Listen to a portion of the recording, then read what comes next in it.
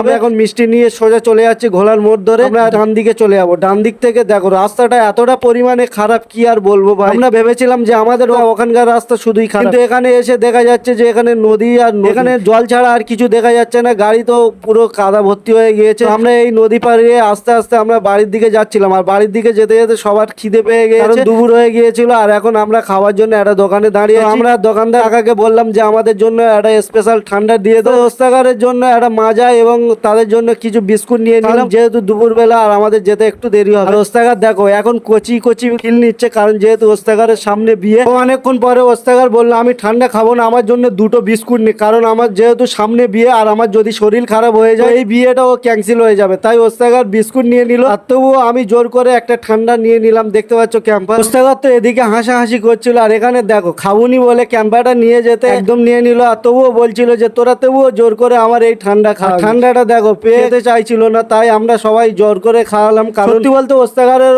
সামনে বিয়ে, আর ওস্তাগার যদি শরীরটা খারাপ হয়ে যায় এই সময়, তোমরা বলো কে মেয়ে দেবে এই সময়, কে মেয়ে দেবে? তাই ওস্তাগার খেতে চাইছিল না। আর এখানে ক্যামেরাম্যান আর ওস্তাগার দেখো এই তো খাবে না করছে।